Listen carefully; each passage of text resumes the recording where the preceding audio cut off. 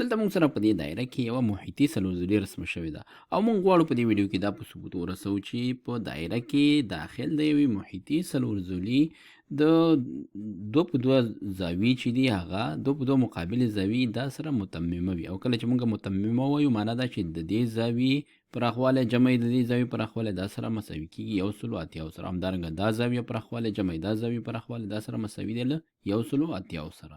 نو د دې د ثبوت لپاره موږ راځو که چیرې دې زاویې ته موږ وایو چې دا x درجې ده. اوس که چیرې موږ دا په ثبوت ورسوو چې دا زاویه 180 منفي x ده، نو موږ به دا په ثبوت رسولی وي چې دا دواړه زاویې د یو بل متممه دي، ځکه چې 180 منفي x جمع x بیرته بیا څه شی کېږي 180 کېږي. نو تاسو ویډیو ودروئ او د دې د ثبوتولو کوښښ وکړئ. زه به تاسو یو نقل درکړم چې په دې کې موږ د هغه قوسونو د پراخوالي څخه یا اوږدوالي څخه کار اخلو، کوم چې دغه مختلفو زاویو په واسطه باندې قطع شوي دي.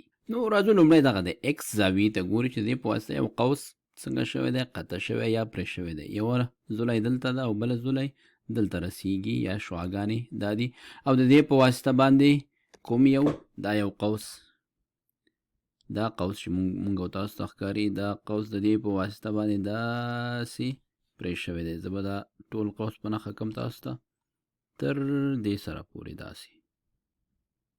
دا قوس د دې په واسطه قطع شوی دی او موږ په مخکینیو ویډیوګانو کې دا خبره کړې وه چې د یوې محیطي زاویې او د هغه قوس چې د دې محیطي زاویې په واسطه قطع کېږي د دې ترمنځ څه اړیکه ده. اړیکه یې دا ده چې محیطي زاویه د دې خپل مقابل قوس د پراخوالي نیمایي پراخوالی لري. نو که چیرې دا x وي نو دغه قوس ټول دا به څومره وي، د دې په دوه چنده به وي، ځکه دا یې نیمایي دی نو دا به یې دوه چنده وي، دا به شي 2x. دلته لیکو ورته 2x او ورسره دلته درجې.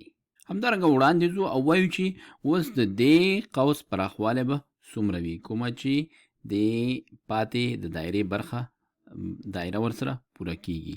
نو دې ځای نه دا قوس شروع کېږي، داسې راځي او وړاندې همداسې ځي ځي ځي ځي ځي تر دې سره پورې دا دایره پوره شوه. نو پوهېږو چې دا ټوله دایره به 360 درجې وي. نو د دې قوس پراخوالی به څه شی وي، دې قوس پراخوالی به وي 360، لیکو چې 360 منفي څو منفي 2x درجې، ځکه چې ټوله دایره 360 درجې ده او زموږ دغه شین رنګ باندې برخه پکې پکار ده. نو د 360 نه به دغه زیړ رنګ سره چې کومه 2x درجې ده هغه به ختمه کوو موږ یا به منفي کړو ترېنه، موږ ته به بیا دغه یو برخه په لاس راشي.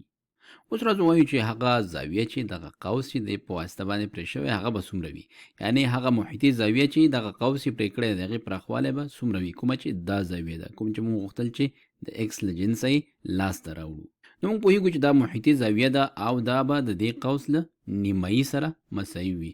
نو د دې مقابل قوس پراخوالی دی 360 منفي 2x درجې.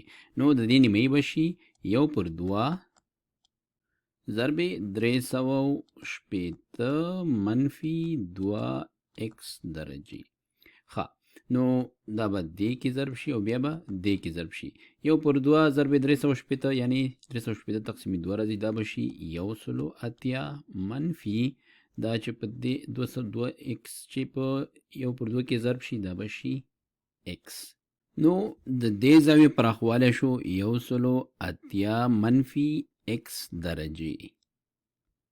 نو په همدې سره موږ دا په ثبوت ورسوله چې دا دواړه مقابلې محیطي زاویې چې دي دا دواړه یو بل متممه دي، ځکه 180 منفي x چې د x سره جمع کو دا سره x د x سره ختمیږي 180 درجې پاتې کېږي، کوم چې د متممه زاویو اندازه ده.